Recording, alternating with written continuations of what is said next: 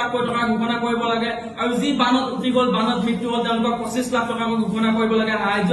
এখনো কয়লা ভৰ্তি এখনো শিল ভৰ্তি এখনো কাঠ ভৰ্তি তাক কিন্তু আমি উজনি শিৱসাগৰৰ মাজেদি পাৰ হৈ যাব নিদিম অনিৰ্দিষ্টকালৰ বাবে আমি 47 নং ৰাষ্ট্ৰীয় ঘাইপথ ব্লক কৰিম এয়া আমাৰ ইউথ সমাজে কৰিব এয়া আমাৰ যুৱ সমাজে এই কাম কৰিব যুৱ সমাজে শিৱসাগৰ স্তব্ধ কৰি তুলিব যুৱ সমাজে গোটেই অসম স্তব্ধ কৰি তুলিব এয়া আমাৰ অসম চৰকাৰ আৰু কেন্দ্ৰীয় চৰকাৰলৈ খুব স্পষ্টভাৱে সক্ৰিয়ণী কিন্তু তেওঁলোকে এটা বালিৰ বস্তা তেওঁলোকক দিবলৈ নগ'ল এটা বস্তা তেওঁলোকক দিবলৈ নগ'ল আজি কাৰ ভুলৰ বাবে 3খন জিলা ধ্বংস হৈ গ'ল আজি কাৰ ভুলৰ বাবে আচলতে 3 জিলাৰ মানুহৰ ঘৰ বাৰী একেবাৰে উটুৱাই লৈ গ'ল আজি তেওঁলোকে মথাউৰিবিলাক কিয় নিৰ্মাণ নকৰিলে উজনি অসমৰ 3 জিলাৰ যি শেহতীয়া বান পৰিস্থিতি এই বান পৰিস্থিতিক লৈ সমগ্ৰ অসমবাসী ৰাইজ দুখত উদ্বিগ্ন হৈ আছে আৰু সমগ্ৰ অসমবাসী ৰাইজে উজনি 3 জিলালৈ আহি সকলো ৰাইজকে সহায় কৰিছে তাৰ পাছত আমি দেখিবলৈ পালো যি চৰকাৰ প্ৰশাসন আছে চৰকাৰ প্ৰশাসনে কিন্তু এই ক্ষেত্ৰত কোনো ধৰণৰ আচলতে গুৰুত্বপূৰ্ণ পদক্ষেপ বা গুৰুত্বপূৰ্ণ সহায় সহযোগিতা কৰা আমি কিন্তু কোনো কাৰণতে দেখিবলৈ নাপালো আজি উজনি অসমৰ 3 জিলাৰ যি বান পৰিস্থিতি উজনি অসমৰ 3 জিলাৰ ৰাইজৰ যি দুৰ্দশা এই দুৰ্দশা বুজিবলৈ আচলতে কেন্দ্ৰীয় চৰকাৰৰ যিগৰাকী প্ৰধানমন্ত্ৰী আছে নৰেন্দ্ৰ মোদী ডাঙৰীয়া তেখেতে কিন্তু অসমলৈ আমি দেখিবলৈ নাপালো নিৰ্বাচনৰ আগত তেওঁলোকে ডিঙিৰ হিৰি ফুলাই ফুলাই এই পৰ আছাম বুলি কয় তেওঁলোকে ডিঙিৰ হিৰি ফুলাই ফুলাই অসমৰ মানুহৰ বিপদৰ সময়ত অসমৰ মানুহৰ লগত থাকিম বুলি কয় কিন্তু যেতিয়া বানে যেতিয়া 200তকৈ অধিক মানুহ উটুৱাই লৈ গ'ল মাৰি লৈ গ'ল তাৰপিছত কিন্তু কেন্দ্ৰীয় চৰকাৰ কোনো ধৰণৰ উচ্চ পদস্থ কিন্তু তেওঁলোকৰ নেতা মন্ত্ৰীসকল নাহিলে আৰু এই যি বান এই বানে আচলতে চৰাইদেউ যোৰহাট শিৱসাগৰ বহু মানুহৰ সপোন বহু মানুহৰ ঘৰ কিন্তু একেবাৰে উটুৱাই লৈ গ'ল বহু মানুহৰ ঘৰ ভাঙিলে বহু মানুহৰ আচলতে যি জীৱন জীৱিকাৰ যি আচলতে যিসমূহ জৰুৰী বস্তু আছিলে সেই বস্তুসমূহ কিন্তু উটুৱাই লৈ গুচি গ'ল যিসমূহ জীৱ জন্তু আছিলে যিসমূহ জীৱ জন্তুক লৈ তেওঁলোকে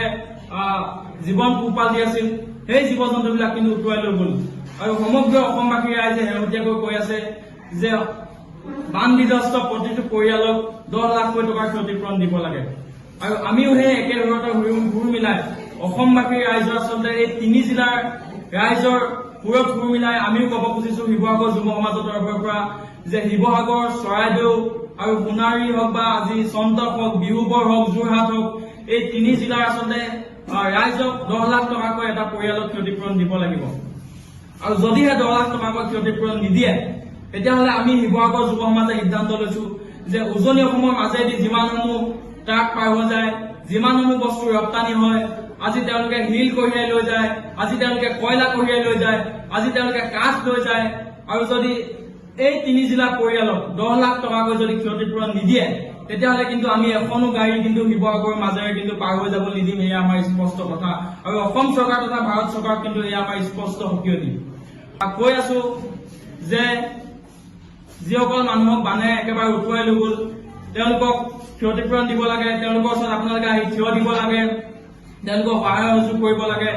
কিন্তু যিসমূহ জিলা প্ৰশাসনৰ বিষয়া আছে তেওঁলোকে কিন্তু সহায় সহযোগ কৰা নেদেখিলো আজি গোটেই 3 জিলাতে যিমানসমূহ ৰেস্কিউ বোট দৰকাৰ হৈছিল সেই ৰেস্কিউ বোট কিন্তু তেওঁলোকে যোগাৰ কৰি দিব নোৱাৰিলে আজি ভুৱত মানুহ ৰেস্কিউ কৰিব লগা হৈছে আজি কল ভুৱত আচলতে মানুহ ৰেস্কিউ কৰিব লগা হৈছে তাৰ পিছতো তেওঁলোকে লাজ পাব লাগিছিল আচলতে যেতিয়া ভূখনত আচলতে এগৰাকী বানত ডুবি থকা মানুহক উদ্ধাৰ কৰি লৈ আহিছে স্থানীয় ৰাইজে যেতিয়া দল সংগঠনে তেওঁলোকক উদ্ধাৰ কৰি লৈ আহিছে তেতিয়া চৰকাৰ প্ৰশাসনে লাজ পাব লাগিছিল আৰু লাজ তেওঁলোকে পাইছে নাপাইছে এইটো কথা আমি আচলতে বুজি পোৱা নাই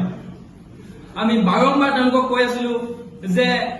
ইটোৰ পিছত ইটো মথাউৰি ভাঙিছে তেওঁলোকে মথাউৰিবিলাক বান্ধ মৰাৰ ব্যৱস্থা কৰিব লাগে মথাউৰিবিলাক ৰখাৰ ব্যৱস্থা কৰিব লাগে কিন্তু তেওঁলোকে এটা বালিৰ বস্তা তেওঁলোকক দিবলৈ নগ'ল এটা বস্তা তেওঁলোকক দিবলৈ নগ'ল আজি কাৰ ভুলৰ বাবে 3খন জিলা ধ্বংস হৈ গ'ল আজি কাৰ ভুলৰ বাবে আচলতে 3 জিলাৰ মানুহৰ ঘৰ বাৰী একেবাৰে উটুৱাই লৈ গ'ল আজি তেওঁলোকে মথাউৰিবিলাক কিয় নিৰ্মাণ নকৰিলে আজি চেৰকা পাৰৰ যোনটো মথাউৰি আছে সেই মথাউৰিটোৰ ইপাৰতে কিন্তু পানী নাই তাৰ আগলৈকে যোনটো বিজিউট আছে বিজিউটৰ ইপাৰে কিন্তু দিখৌ নদীৰ পানী গোটেই ঘৰ দুৱাৰ উটুৱাই লৈ গৈছে আজি মথাউৰি কিমান দৰকাৰী আমি সেইদিনাখনি উপলব্ধি কৰিছিলো কিন্তু বিগত দিনবিলাকত বিগত বছৰবিলাকত চৰকাৰে কিয় মথাউৰি নিৰ্মাণ নকৰিলে কিয় তেওঁলোকে মথাউৰিবিলাক ওখ ওখকৈ নিৰ্মাণ নকৰিলে পানী সোমাব নোৱাৰাকে এই গোটেই ভুলবিলাক চৰকাৰৰ গাত কিন্তু সম্পূৰ্ণ ভুল আছে এই চৰকাৰে